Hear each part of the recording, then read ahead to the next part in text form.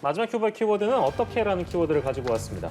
술에 취해 이유 없이 후배에게 식칼을 던지는 등 폭행을 하고 또 다른 후배에게는 끓고 있던 라면 냄비까지 집어던진 한국 체대생이 집행유예를 선고받았습니다. 이 내용도 들여다보도록 하겠습니다. 후배에게 식칼 3개를 던지면서 폭행한 20대. 이 기소된 내용을 보면 특수상해와 특수폭행인데 집행유예가 선고가 됐네요. 구체적인 사건 개요를 좀 정리하겠습니다. 박주희 변호사께서 설명해 주시겠어요? 네, 이 가해자와 피해자 모두 한국체대 핸드볼부 소속 선수들인데요. 지난해 6월 이 선수들은 훈련을 가게 됩니다. 근데 이 가해자는 오밤중에 아무런 이유 없이 자고 있는 후배한테 마음에 들지 않는다고 목을 조르거나 폭행을 시작을 합니다. 근데 폭행 수위가 어느 정도였냐면 단순히 목을 조르거나 뭐 주먹으로 때리는 정도가 아니라 깨지면 다칠 수 있는 사기 그릇을 사람에게 던지거나 그리고 말씀하신 것처럼 식칼 3개를 사람 얼굴에 던집니다. 네. 그리고 또 이걸 말리는 후배가 이 말대꾸를 한다고 하면서 그 다른 후배에게는 끓고 있던 이 냄비를 던져서 상해를 입히기도 했습니다. 예, 이유가 있을 거 아닙니까? 왜 이런 행동을 했다고 합니까? 그냥 마음에 들지 않는다는데 그냥 쉽게 말하면 이제 이 술에 취해 있었던 것 같아요. 취중에 이런 일이 벌어지고 사실은 다 함께 술을 마셨고 네. 후배는 먼저 잠이 든 상태예요. 그래서 잠자는 후배가 마음에 들지 않는다고 갑자기 자는 사람의 배를 때리고 예. 걷어차고 해서 잠에서 깨웁니다. 그러니까 자다가 깨서 얻어맞는 후배가 황당해서 자 이러지 마시죠라고 이제 만류하는데 네. 폭행이 더 심해지다 못해서 식칼 3개가 날아가는 상황까지 벌어졌던 거예요. 그러니까 사실은 특별한 이유는 이 개인의 주관성 속에 네. 뭐 후배에 대한 어떤 불만이 쌓여 있었는지는 확인할 길이 없지만 어쨌든 굉장히 이건 뭐 납득하기 어려운 이 돌발 행동이 벌어졌던 거고요.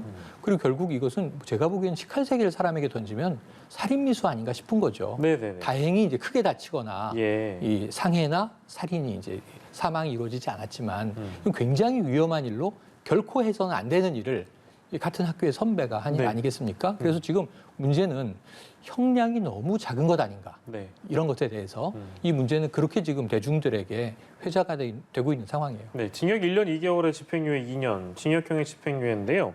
재판부는 이 판단 배경을 뭐라고 밝혔습니까? 재판부도 범행의 방법에 대한 위험성이라든지 죄질 자체는 나쁘다 이렇게 판단을 했습니다. 근데 다만 이 상해죄에 있어서는 이 피해자가 어느 정도로 피해를 입었는지 이 부분이 이제 양형 요소로 고려가 되는데 그 피해자들이 다친 정도는 그렇게 중하진 않았던 것 같습니다. 그리고 또 하나 피해자가 2명이었는데 그중 피해자 1명은 처벌을 원하지 않는다라고 했는데 이게 기계적으로 이게 감경 요소로 작용을 하거든요. 피해자의 뭐 처벌 불원 의사라든지 아니면 피해자의 피해 정도 이런 게 이제 기계적으로 감경 요소로 돼서 그래서 이번에 좀 집행유예가 나온 것 같습니다. 그렇군요.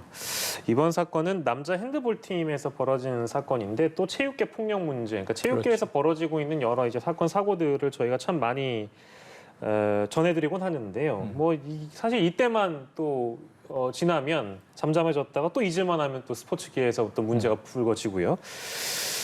이유가 뭘까요, 평론가님? 그러니까 저는 이게 이 형벌이 처벌이 약하다는 것에 대해서 어찌 보면 이제 반성을 했다. 반성을 하는 모습을 보았다, 재판부가. 그리고 크게 다치지 않았다. 다행인 일이죠. 그리고 이제 1명은 또 이제 처벌을 원치 않았다. 이제 이런 내용이 복합적으로 작용했다고 하셨는데 저는 이게 본인에게 좋지 않은 결정이다. 그리고 이런 행위를 저지르고도 아, 나는 감옥에 가지 않았구나. 그럼 이게 사람이 안일하게 돼요.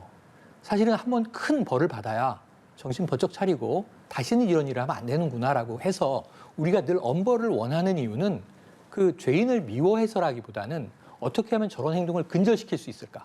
또 타산지석 삼아서 다른 이 체육계 후배들이 봤을 때 저런 폭력은 이제 우리가 다 없애야 하는구나라는 경각심을 가져야 되는데 예. 뭐 그냥 별일 없네. 이렇게 되면 큰일 아닙니까? 네. 그동안 체육계 폭력이 계속 이 21세기까지 문제가 된 건 그 내부에서 덮고 또 덮고 이 그 안에서 선후배끼리 덮어주고 감독이 덮어주고 아니면 뭐 체육 단체가 덮어주고 해서 드러나지 않게 폐쇄했던 문제를 우리가 지적하고 있거든요. 예. 근데 이런 상황에 대해서 이제 결국 법정까지 갔는데 별일 아닌 듯이 풀어져 버리면 이런 일은 재발될 가능성이 높다고 보는 것이죠. 그래서 예. 그런 위험성을 좀 우리가 해결하기 위해서는 드러내놓고 공론화해야 되고 그리고 이제 뭔가 죄가 있을 때는 네. 상응하는 벌이 어쩌면 조금 더 강하게 내려져야 예. 본인에게도 교정에 도움이 되고 그리고 체육계에도 경종을 울릴 수 있지 않을까 이런 아쉬움이 남는 대목입니다. 네, 이런 일이 벌어질 때마다 아무튼 뭐 재발 방지책이 나오긴 합니다만 또 그때뿐이라는 생각도 그렇습니다.